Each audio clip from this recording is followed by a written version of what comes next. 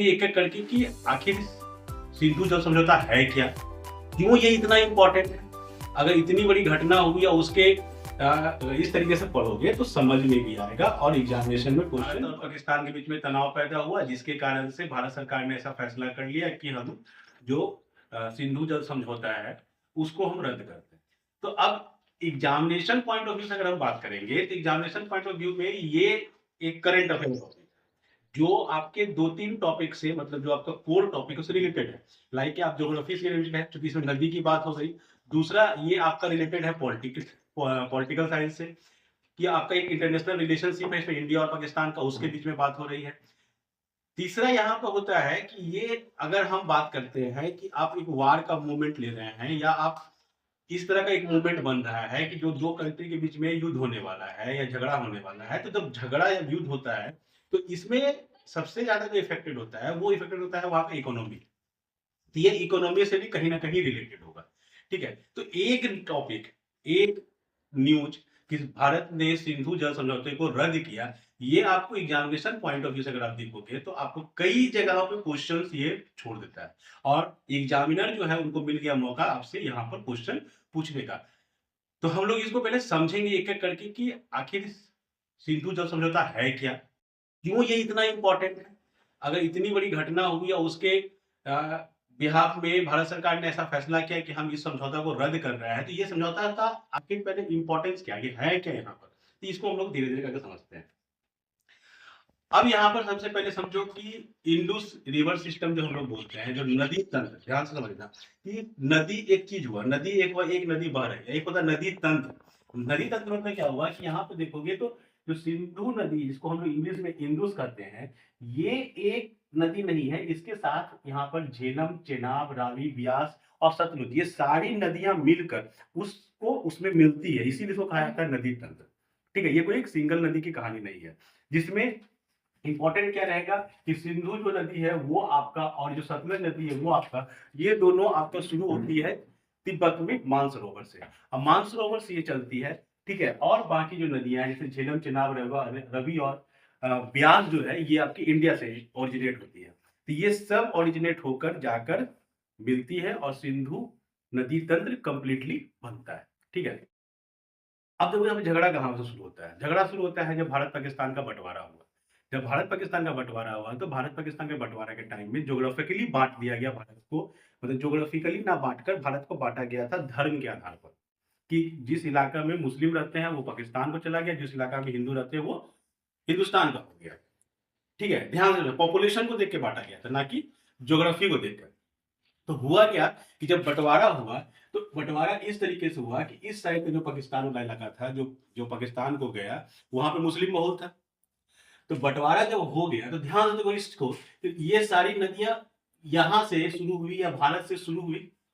अब भारत से शुरू होकर कहाँ जा रही है, ये वाला इलाका पाकिस्तान का है, तो नदी कहाँ शुरू कहाँ से हो रही है, भारत से, और जा कहाँ रही है, पाकिस्तान को। अब मान लो कि सिंपल सा कॉन्सेप्ट होगा, पाकिस्तान में डर आया, बहुत सिंपल सा चीज है कि यहाँ पर अगर भारत क्या करता है, इस लोकेशन पर डैम बना देता, बांध बना देता, अब बांध बनाकर पानी को रोक देता।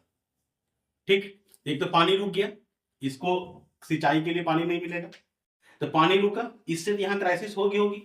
और अगर पानी रुका तो मन में एक डर भी आ गया, क्या डर आ गया, हो सकता है कि ह्यूज अमाउंट ऑफ पानी रोक के अचानक से छोड़ दे रात में, तो मालूम पड़ा पूरा पाकिस्तान बह गया।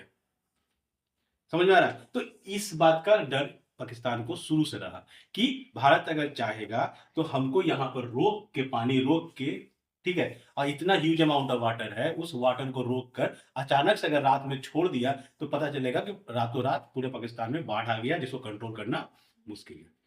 तो इसका एक विवाद था और भारत पाकिस्तान में तनाव शुरू से था। तो इस विवाद को अगर हम कहानी के रूप से समझे, विवाद तो था ही। तो स्टार्टिंग में पाकिस्तान चाहता था कि हम इस विवाद को लेकर इंटरनेशनल कोर्ट में जाएं और इंटरनेशनल कोर्ट में जाकर इसको सुनवाई करें, बट भारत का मानना था कि नहीं, ये हमारा मामला है, इसको हम समझाएंगे, हम किसी और के पास, किसी और की मध्यस्थता में नहीं जाएंगे।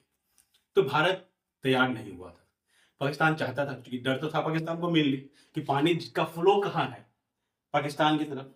रोक दिए तो भी खतरा, ठीक है, रोक के छोड़ दिए तो और ज्यादा खतरा। तो डर को, डरा हुआ कौन है, तो ये सबसे अधिक चिल्ला रहा था ये कि हमको भाई इसको जल्दी सॉल्व करो। तो उस समय की घटना को अगर देखोगे गौर से तो उस समय वर्ल्ड बैंक में एक थे लिलिनथल नाम का व्यक्ति था, ठीक है। उसको इसमें बहुत इंटरेस्ट था, तो वो इसके बारे में बहुत सारा किताब उताब लिखा, पेपर में अपना आर्टिकल छपा, और उसकी बात को भारत ने भी एक्सेप्ट किया और पाकिस्तान ने भी एक्सेप्ट किया। तो उस समय वर्ल्ड बैंक आया कि चलो हम मीडिएटर बनेंगे, हम बनेंगे समझौता कराने वाला। और वो वर्ल्ड बैंक दोनों देश से बात किया, भारत से भी बात किया, पाकिस्तान से भी बात किया, और बोला ऐसे लड़ने से कुछ होगा नहीं, इसका फाइनली आपको सॉल्व करना पड़ेगा।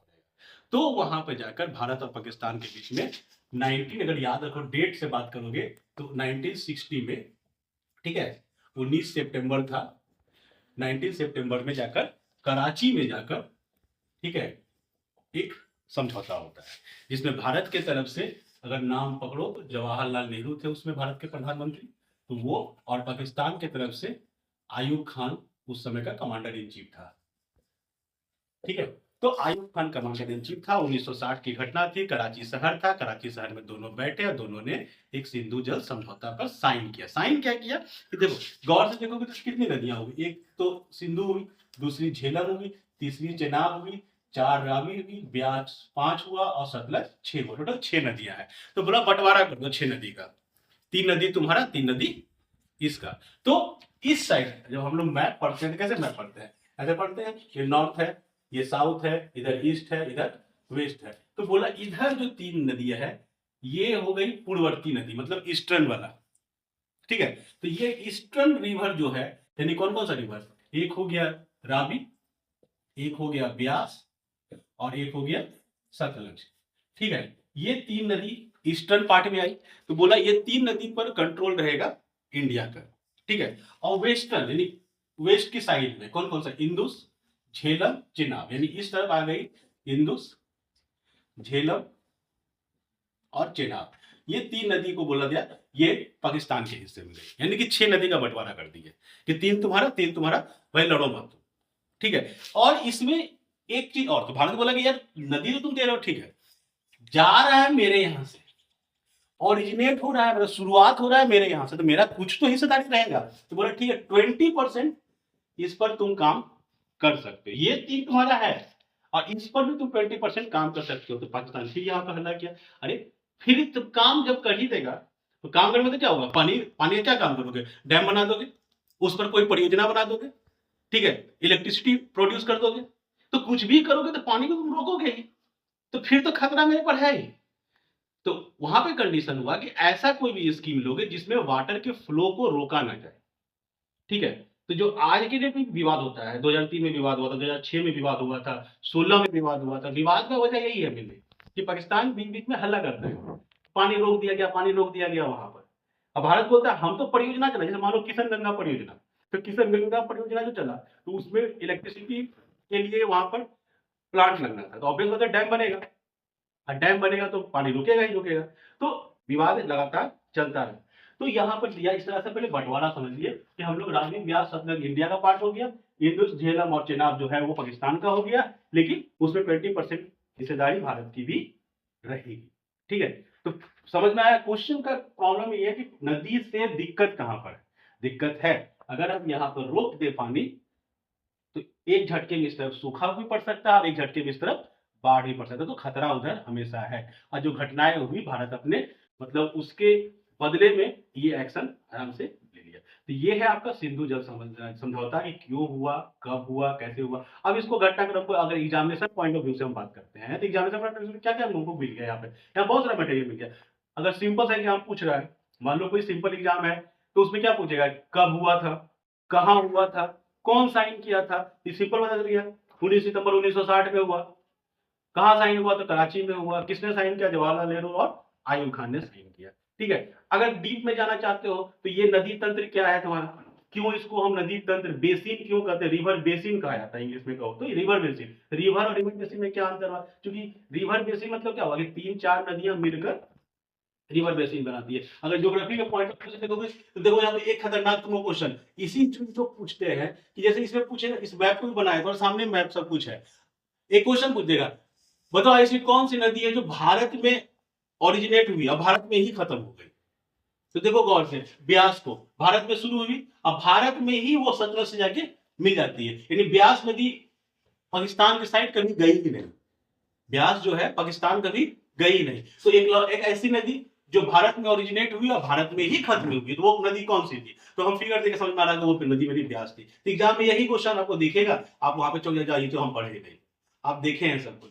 सतलज को देखो, तो सतलज और जो सिंधु है, ये दो जो है चाइना में तिब्बत से ओरिजिनेट हो रही है, तिब्बत से ओरिजिनेट होकर भारत पहुंचती है, भारत में पहुंचने के बाद फिर जाती है पाकिस्तान, और पाकिस्तान होते हुए फिर अरब सागर में पूरा नदी समुद्र में मिल जाती है।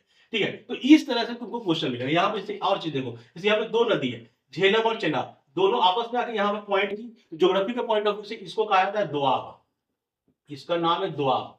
ठीक है, तो नाम है सबका, ये दोआब का नाम है, ये दोआब का नाम है, ये दोआब का, तो यहाँ पे दोआब बनते हैं, मतलब दो नदियां, एक नदी ऐसे करके आई, एक नदी ऐसे करके आई, और यहाँ आके दोनों मिली, तो यहाँ पे जो लैंड वाला इलाका है दैट इज, इसको कहा जाता है दोआब। तो देखो यहाँ पे दोआब भी बन रहा है तीन तीन। ठीक है, तो हर नदी आपस में मिलकर दोआब बना रही है, तो दोआब बनाने वाली नदियां कौन सी है? ये दोआब का नाम क्या है, उस दोआब का नाम क्या है, ओरिजिनेट कहाँ हुआ, झेलम कहाँ से ओरिजिनेट हुआ, चेनाब कहाँ से ओरिजिनेट हुआ, रावी कहाँ से हुआ, ब्यास कहाँ से, ऐसे करके क्वेश्चन आपको एग्जामिनेशन में दिखता है। ठीक है, तो क्वेश्चन जो रहता है वो रहता है करेंट अफेयर का क्वेश्चन ही रहता है, बट करेंट अफेयर के साथ साथ उसका बैकग्राउंड अगर आपको पता रहेगा, आपको करेंट अफेयर भी याद रहेगा और आपको बेसिक वहां का कॉन्सेप्ट भी याद रहेगा। तो अगर इस तरीके से पढ़ोगे तो समझ में भी आएगा और एग्जामिनेशन में क्वेश्चन बनेगा भी। Thank you.